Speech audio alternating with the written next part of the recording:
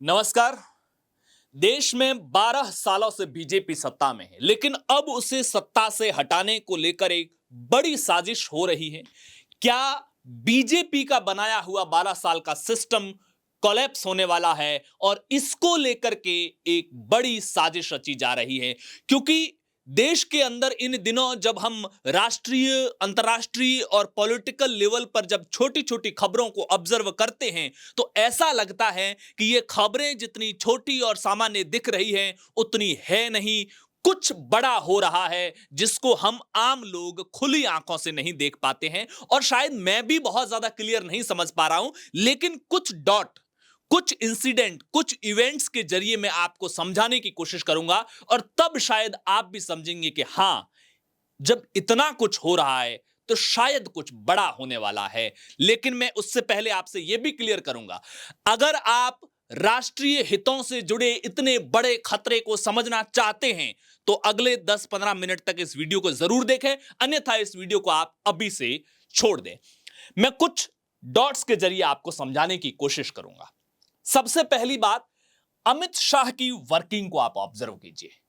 अमित शाह पिछले कुछ समय से जिस तेजी से काम कर रहे हैं, डिपार्टमेंट के स्तर पर, गृह मंत्रालय के अधीन आने वाले कामों में जो बड़े फैसले लिए जा रहे हैं और सिर्फ लिए ही नहीं जा रहे हैं, उसको फटाफट एग्जीक्यूट किया जा रहा है। देखिए, मेरी एक बात बहुत, जितने समय से 10 सालों से मैं पत्रकारिता में हूं और देश की राजनीति को जो ऑब्जर्व करता हूं, राष्ट्रीय सुरक्षा का मसला हो, उसमें भी जब फैसले लिए जाते हैं तो दूरगामी एक लंबी रणनीति के साथ काम किया जाता है। पहले डिपार्टमेंट स्तर पर फैसले होते हैं, फिर धीरे धीरे उसे लागू किया जाता है। लेकिन अमित शाह फैसले ले रहे हैं और उसे फटाफट कुछ दिनों के अंदर ही उसे लागू कर रहे हैं। ऐसी जल्दबाजी किस बात की है? कौन से फैसले, वो भी मैं आपको बताऊंगा। दूसरी तरफ सोनम वांगचुक से लेकर के अलग अलग लोगों के प्रोटेस्ट खड़े हो रहे हैं। देश में एक पैटर्न को समझिए। मैं आपको एक छोटा सा किस्सा बताता हूं। एक पॉलिटिकल संस्थान, पार्टी से एक पॉलिटिकल लोगों का मेरे पास में कॉल आता है। ऐसा कहा जाता है कि वो क्रिएटर क्लब बना रहे हैं। मैं भी हैरान था। पिछले कुछ समय से मैंने देखा था कि उनके सोशल मीडिया अकाउंट्स पर अलग अलग रीजनल जो कंटेंट क्रिएटर्स है, उनके कंटेंट को शेयर किया जा रहा है। मुझे लगा ये रैंडम हो सकता है या संपर्कों के जरिए भी कुछ क्रिएटर्स को पॉपुलर करने के लिए बड़े प्लेटफॉर्म्स पर उनके कंटेंट को शेयर करवाया जा रहा है। लेकिन हो क्या रहा है, इन दिनों सरकार विरोधी जो भी कंटेंट बना रहा है, उनको कुछ बड़ी पॉलिटिकल पार्टियां और बड़े पॉलिटिकल इकोसिस्टम के द्वारा सपोर्ट किया जा रहा है।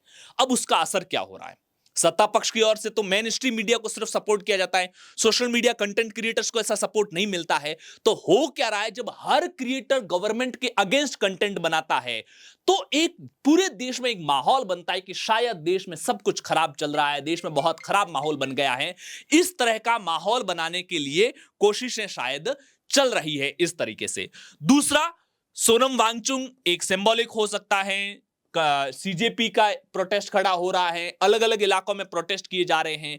इन सब के डॉट्स को कनेक्ट कीजिए, अल्टीमेट आपको मकसद एक ही लगेगा। सोनम वांगचुक के, सीजेपी के प्रोटेस्ट हो, राम मंदिर चंदा चोरी का उदाहरण ले लीजिए। एक पैटर्न देखिए, राम मंदिर चंदा चोरी की खबर सामने आती है, उस खबर के सामने आने के अगले कुछ ही दिनों में जो जो बीजेपी के स्ट्रांग होल्ड है, उन्हीं को सबसे ज्यादा हिट किया जा रहा है। बीजेपी का सबसे बड़ा सपोर्ट बेस है हिंदुत्ववादी वोटर। तो हिंदुत्व में बिलीव करने वाले, जो मंदिरों में आस्था रखने वाले लोग हैं, तो सबसे पहले राम मंदिर चंदे की कहानी, चंदा चोरी की कहानी सामने आती है। और अगर चंदा चोरी हुई है तो उसको मैं जस्टिफाई नहीं कर रहा हूं, मैं इसके दूसरे एंगल पे आपका ध्यान दिलाना चाहता हूं। दोषियों को सजा होनी चाहिए। राम मंदिर चंदा चोरी की खबर सामने आने के अगले 7 से 10 दिन में बद्रीनाथ मंदिर का मसला सामने आता है, वैष्णो देवी मंदिर का सामने आता है, और एक ही पैटर्न के अंदर देश के 50 मंदिरों की खबरें सामने आ जाती है। ऐसा बिना प्लानिंग और बिना किसी सिस्टमेटिक के कैसे आ सकता है कि इतने दिन तो सब मंदिरों में सब कुछ ठीक चल रहा था और आज अचानक से सारे मंदिरों में चोरी? ये जो हिंदुत्व, कट्टर हिंदुत्व वाला जो वोट बैंक है, जो बीजेपी को सपोर्ट करता है, उसके अंदर बीजेपी को लेकर अविश्वास पैदा करने की कहीं कोई तैयारी तो नहीं है। ये बात है। दूसरी चीज, इन सबके बीच में एथेनॉल को लेकर के, वो एथेनॉल जिसको लेकर के यूपीए सरकार के दौर में भी कोशिशें चली, वो एथेनॉल जिसको लेकर बीजेपी सरकार के दौर में भी कोशिशें चली, और अभी अमेरिका और इंडिया जो ट्रेड डील हो रही है उसमें जो वहां से जो स्वीट कॉर्न और सोया का जो इंपोर्ट हो रहा है उसको हम अपने एग्रीकल्चर इंडस्ट्री और जो हमारी फूड इंडस्ट्री उसको इंपैक्ट नहीं डालना चाहते, इसलिए जो जो जेनेटिक मॉडिफाई किए हुए जो स्वीट कॉर्न और सोया है उसको सीधे एथेनॉल इंडस्ट्री की ओर फॉरवर्ड किया जा रहा है। लेकिन एथेनॉल को लेकर के पिछले कुछ समय में इतना हल्ला और हुआ हो गया है, ऐसा लग रहा है जैसे देश की पूरी जो गाड़ियां हैं वो सब बर्बाद हो रही है एथेनॉल की वजह से, और इस गवर्नमेंट ने बर्बाद। आप छोटे अभी तक भी ये कहीं पर भी टेक्निकली वेरीफाई नहीं हुआ है कि एथेनॉल की वजह से इंजन इतने खराब हो रहे हैं या जो भी हो रहा हो, लेकिन माहौल बहुत ज्यादा बन गया। और वो सारा का सारा कहां से बन रहा है? जो मैंने कहा, जो एंटी गवर्नमेंट कंटेंट क्रिएट कर रहे हैं उनको एक इकोसिस्टम वायरल कर रहा है, और सोशल मीडिया के जो कंटेंट क्रिएटर होते हैं वो वायरल होने के लिए फिर एंटी गवर्नमेंट ही बनाने लग जाते हैं, कुछ भी उनको मिल जाए। आगे बढ़िए, बीजेपी के भीतर भी इन दिनों कुछ ऐसी चीजें चल रही है जिसको जब हम माइक्रो लेवल पर ऑब्जर्व करते हैं तो ऐसा लगता है कि ऐसा होता तो नहीं है, ऐसा तो पहली बार ही हो रहा है। जैसे उदाहरण लीजिए, अभी देश के कुछ राज्यों में ना उपचुनाव हुए हैं, जैसे मध्य प्रदेश के दतिया में हुई है, इसके अलावा बिहार में जो नितिन नवीन जो बीजेपी के राष्ट्रीय अध्यक्ष बने उनके बाद में जो उनके एमएलए की सीट खाली हुई है उसी सीट पर हुआ। इन दो बड़े उदाहरण, बीजेपी के 12 साल के इतिहास में ऐसा पहली बार होगा जितना दतिया में नरोत्तम मिश्रा का टिकट कटने के बाद में 12 घंटे तक चक्का जाम हो गया था दतिया का। वहां के मुख्यमंत्री मोहन यादव के खिलाफ किस तरह के बयान दिए गए, और नरोत्तम मिश्रा कौन है? अमित शाह का सबसे खास आदमी। तो बीजेपी के भीतर भी ऐसा क्या हो रहा है कि अमित शाह के लोगों पर ही, आप अगर पिछले कुछ समय से पैटर्न देखेंगे तो अमित शाह के लोगों पर पार्टी के भीतर चीजें उतनी पॉजिटिव नहीं जा रही है जितना होना चाहिए, क्योंकि अब तक जिन पर अमित शाह मोदी का हाथ हुआ करता था उनकी कोई कुछ बिगाड़ नहीं सकता। और दतिया में अमित शाह के करीबी का टिकट काटकर जिसको टिकट मिला है वो शिवराज सिंह चौहान का आदमी है, वो मोहन यादव का आदमी भी है। लेकिन शिवराज सिंह चौहान और मोहन यादव दोनों की नहीं बनती है, फिर भी उस आदमी को टिकट जा रहा है। आखिरकार ये हो क्या रहा है? बिहार के अंदर नितिन नवीन ने जिस आदमी को टिकट दिया उसका टिकट काट दिया जाता है। कहा जाता है कि उनके परिवार के लोग लालू प्रसाद यादव के राज में चारा घोटाले में शामिल थे, लेकिन वो व्यक्ति तो आपकी पार्टी का वफादार कार्यकर्ता है, और पार्टी के राष्ट्रीय अध्यक्ष ने जिसको चुना है, पार्टी के वर्कर का, इकोसिस्टम का यह कर्तव्य होता है कि उसको जिताना है, क्योंकि राष्ट्रीय अध्यक्ष बनने के बाद नितिन नवीन की अथॉरिटी भी तो स्टैब्लिश करनी पड़ेगी। अब इस तरह से फैसले अगर नितिन नवीन के पलटे जाएंगे तो उनकी अथॉरिटी कैसे स्टैब्लिश होगी? पार्टी के भीतर भी बहुत कुछ हो रहा है। महाराष्ट्र की तरफ चले जाइए, वहां पर देवेंद्र फडणवीस को कंट्रोल करने के लिए उधर से जो उद्धव ठाकरे वाली शिवसेना है उसको तोड़ करके एकनाथ शिंदे को मजबूत किया जाता है। जब एकनाथ शिंदे मजबूत हो रहे होते हैं तो उनको काउंटर करने के लिए देवेंद्र फडणवीस उधर शरद पवार से बात करते हैं। देवेंद्र फडणवीस शरद पवार से बात कर रहे हैं अपने साथ में मिलाने के लिए, लेकिन शरद पवार के जो मैसेज है जो दिल्ली के साथ कम्युनिकेट हो रहे हैं वो विनोद तावड़े के जरिए हो रहे हैं। विनोद तावड़े और फडणवीस के आपस में नहीं बन रही है। जब इन सारे डॉट्स को आपस में कनेक्ट करते तो सोचते हैं कि इतना कंफ्यूजन बीजेपी के भीतर भी हमको अब से पहले इतना नहीं देखने को मिला।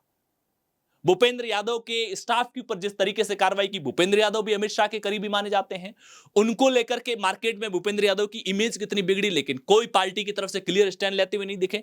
अब ये तो हमने देश के अंदर की बात कर ली है, किस तरह का माहौल बन रहा है। अब जरा देश और विदेश की बात कीजिए। अभी 2 दिन पहले जैसलमेर से एक छोटी सी खबर आती है कि एक तहसील कार्यालय पर कुछ एजेंसियों का छापा होता है, इनकम टैक्स का छापा होता है और वहां के कागजातों की जांच की जा रही है। अब जब इस छोटी सी खबर को हम कुछ समय पहले अमित शाह से जुड़ी एक खबर से देखते हैं, जब अमित शाह ने एजेंसियों को यह निर्देश दिए थे कि बॉर्डर इलाके के अंदर, बॉर्डर एरियाज के अंदर जितनी जमीनें पिछले 10, 20, 30 सालों में खरीदी गई है उनका पूरा डेटा स्टडी करो। जो जेन्युइन है वो तो ठीक है, जहां भी कुछ गड़बड़ लगे, कुछ अलग तरह की जमीनें खरीदी गई, जैसे जो जैसलमेर में कार्रवाई हुई वहां पर कई ऐसी फाइलें मिली हैं जहां जमीनों की खरीद में पैन कार्ड का इस्तेमाल ही नहीं हुआ है। जब पैन कार्ड का इस्तेमाल नहीं हुआ है तो यह कैसे पता चलेगा कि उस जमीन को खरीदने के लिए पैसा कहां से आया था और उस जमीन का पैसा किस रूट से सर्कुलेट हुआ और जमीनों को खरीदने का उद्देश्य क्या था? तो यह छोटी छोटी खबर है। दूसरी तरफ अब वापस इधर की तरफ आ जाओ। 2 दिन पहले ही अमित शाह अमेरिकी नौसेना का पूर्व अधिकारी भारत नेपाल बॉर्डर पर पकड़ा गया, जो 7 महीने से भारत में था।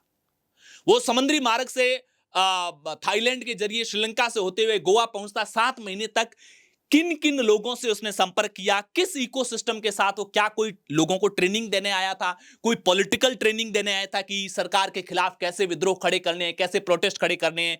वो 2 साल पहले अमेरिकी नेवी से रिटायर हुआ था। और वैसे अमेरिका का जो CIA के जासूस लोग होते हैं ना, वो इसी तरह से होते हैं, आर्मी से रिटायरमेंट लेकर के बाद में काम शुरू करते, ताकि उनको आर्मी के साथ कनेक्ट नहीं कर सके और अमेरिका कह दे नहीं भैया ये तो हमारा आम आदमी है, हमारा कोई मिलिट्री एजेंसियों से उनका कोई लिंकअप है नहीं।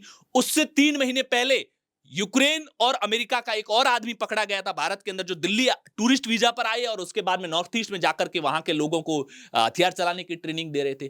तो अमेरिका इस बड़े स्केल पर इंडिया के अंदर तैयारी क्या कर रहा है, आखिर वो करना क्या चाहता है? अमेरिका नहीं चाहता था कि FCRA लाया जाए, लेकिन अमित शाह FCRA कानून को बना देते हैं। एक जल्दबाजी अमित शाह में नजर आती है। अमित शाह के काम तो राष्ट्रहित में हो रहे हैं, लेकिन किसी बड़े खतरे को अमित शाह शायद पढ़ रहे हैं, जो आप और हम खुली नजरों से नहीं देख पा रहे। उनको कोई बड़ा खतरा स्पष्ट दिख रहा है, इसीलिए फॉरेन फंडिंग को रोकने के लिए, विदेशों से आने वाले पैसे को रोकने के लिए FCRA कानून में कई बदलाव किए गए हैं। और उन बदलावों का विरोध अमेरिकी सरकार ने खुले तौर पर किया था कि यह बदलाव नहीं किए जाए, बावजूद इसके अमित शाह ने किए। तो कौन सा, अब यहां हमारे लिए क्या सोचने वाली बात है कि क्या कोई बड़ा पैसा विदेशों से भारत में आने वाला था बड़े प्रोटेस्ट खड़े कराने के लिए हमारे यहां होने वाले, क्योंकि अगले साल यूपी में चुनाव है। और आपने अगर धुरंधर मूवी देखी हो तो 2017 के विधानसभा चुनाव यूपी से पहले भी एक नकदी की सैकड़ों करोड़ की बड़ी खेप यूपी में आने वाली थी, जिसके जरिए इलेक्शन को मैनेज किया जा सके और बीजेपी को हराया जा सके। तो क्या ऐसा कुछ बड़ा होने वाला था, जिस पैसे को रोकने के लिए FCRA कानून में बड़े बदलाव किए गए हैं? तीसरी चीज, अमित शाह की नजर बॉर्डर पर बहुत ज्यादा है। अमित शाह ने देश की आजादी के बाद पहली बार ऐसा था जब बॉर्डर जिलों के SP को बुलाकर के बैठक ली। और SP, देखो पुलिस का काम होता है इंटरनल सिक्योरिटी, इंटरनेशनल और बॉर्डर सिक्योरिटी उनका काम नहीं होता, लेकिन अमित शाह ने स्पष्ट निर्देश दिए कि सुरक्षा एजेंसियों के साथ साथ बॉर्डर, जो हमारी जो जमीनी सीमा है, अंतरराष्ट्रीय समुद्र वाली नहीं, जमीनी अंतरराष्ट्रीय सीमा है, उन जिलों के SP और कलेक्टर की भी राष्ट्रीय और अंतर्राष्ट्रीय मसलों पर, जो इंटरनेशनल बॉर्डर है उनकी सुरक्षा के मसलों पर उतनी ही भूमिका होगी। जाहिर सी बात है, कलेक्टर और SP के जरिए जो बॉर्डर जिलों के अंदर जो इकोसिस्टम है, जो जमीनों का खरीद फरोख्त हो रही है, जो पैसे इधर से उधर हो रहे हैं, जो डेमोग्राफी में बदलाव हो रहा है, उसको तोड़ना चाहते हैं। किसी भी तरह का कोई भी विदेशी पावर के द्वारा इन्फ्लुएंस किया हुआ बड़ा प्रोटेस्ट खड़ा ना हो पाए, क्योंकि इसको हम नकार नहीं सकते। हमने कुछ समय पहले बांग्लादेश में किस तरह से प्रोटेस्ट खड़े करके वहां की सरकार का तख्ता पलट किया। और मैं जब इन सारे डॉट को कनेक्ट करता हूं तो मुझे लगता है अमेरिका एनी हाउ भारत की इस सरकार का तख्ता पलट करना चाहता है। इसलिए इस सरकार के खिलाफ जो भी खड़ा होगा उसको पूरी तरह से सपोर्ट देने की शायद। नेक्स्ट देखिए, टैरिफ पर टैरिफ भारत पे लगाए जा रहे हैं ताकि भारत को इकोनॉमी, देखिए किसी भी देश के अंदर जनता के प्रोटेस्ट खड़े करने हो तो सबसे अच्छा तरीका होता है उस देश को, इकोनॉमी को कमजोर करो, उसको इकोनॉमिकली मरोड़ो। जनता जब फाइनेंशियली परेशानियों में आती है, पैसे की परेशानी में आती है, तो जनता में एक फ्रस्ट्रेशन बनता है। और जनता जब फ्रस्ट्रेट होती है तो वो किसी भी हाल में सड़कों पर उतरने को तैयार हो जाती है, चाहे वो उस पार्टी की, उस नेता की कितनी भी बड़ी सपोर्टर क्यों ना हो। तो क्या अमेरिका भारत की जनता के अंदर एक फाइनेंशियल फ्रस्ट्रेशन क्रिएट करना चाहता है ताकि जनता सड़कों पर आए? इसीलिए ट्रेड डील 2 साल से नहीं हो रही है। वो चाहता है ट्रेड डील ऐसी हो जिसमें अमेरिका को फायदा हो, भारत को घाटा हो। और अमेरिका 1985 में जापान के साथ भी ऐसे ही दोस्ती की ट्रेड डील करके जापान को बर्बाद कर चुका है। इसलिए भारत पूरी तरह से अलर्ट है। उस पर किसी दिन डिटेल में बात करेंगे कि कैसे जापान, जो बिल्कुल फाइनेंशियली राइज करता जा रहा था, अमेरिका का दोस्त होने के बावजूद भी उसने उसके साथ में एक एग्रीमेंट करके उसको बर्बाद कर दिया था। उसके बाद में एक और चीज, इन दिनों मोदी की जो नजर है ना, मैंने आपको पहले एक वीडियो में डिटेल में बताया था, ये जो इंडो पैसिफिक रीजन है इस पर बहुत ज्यादा, ये भारत का नक्शा है। अभी जून के लास्ट सप्ताह में मोदी सेशल्स की यात्रा पर गए थे, वो वापस दिल्ली लौटे, इतने में ही जापान की प्रधानमंत्री दिल्ली की यात्रा पर आई। जापान के अंदर वहां की आबादी बहुत ज्यादा बूढ़ी हो रही है और इसलिए उनकी इंडिया पर डिपेंडेंसी काफी बढ़ रही है। जापान की प्रधानमंत्री वापस लौटती है और मोदी सीधे 6 दिन के 3 देशों की यात्रा पर चले जाते हैं। सबसे पहले वो जाते हैं इंडोनेशिया। इंडोनेशिया जो स्ट्रेट ऑफ मलक्का के पास से है, जहां से चाइना का 80% कारोबार होता है। इंडोनेशिया के बाद में ऑस्ट्रेलिया जाते हैं, किस तरह से बड़ा भव्य कार्यक्रम होता है। ऑस्ट्रेलिया के बाद में वो न्यूजीलैंड जाते हैं। तो अभी इन 10 दिनों के अंदर ही आप सोचो, Seychelles, Japan, Indonesia, Australia, New Zealand, और ऐसा लगता है कि फॉरेन डिप्लोमेसी में इस इलाके की जिम्मेदारी मोदी ने खुद ले रखी है। एस जयशंकर को भी यूरोप, अमेरिका और जो ये मिडिल ईस्ट के मामले हैं उनको संभालने को कहा गया है। जब हम इतने सारे डॉट्स को एक साथ कनेक्ट करते हैं, और फिर इसके बीच में कि राहुल गांधी, अभी कुछ दिन पहले आपको याद होगा कि उनका छात्रों की गूंज नाम का कार्यक्रम तय भी हो गया था, कोटा में एक कार्यक्रम हो भी गया, लेकिन उसके बाद में वो अचानक से विदेश चले जाते हैं और 15-20 दिन की विदेश यात्रा में पता ही नहीं होता है कि वो किस देश में गए हैं, किन लोगों से मिले हैं, कहां गए हैं। ये सारी चीजें ना, ये बहुत उतनी सामान्य होती नहीं है जितनी आप और हम लोग खबरों के तौर पे सामान्य देखते हैं। हाँ, विदेश यात्रा पर गए, वापस आए, ये नहीं।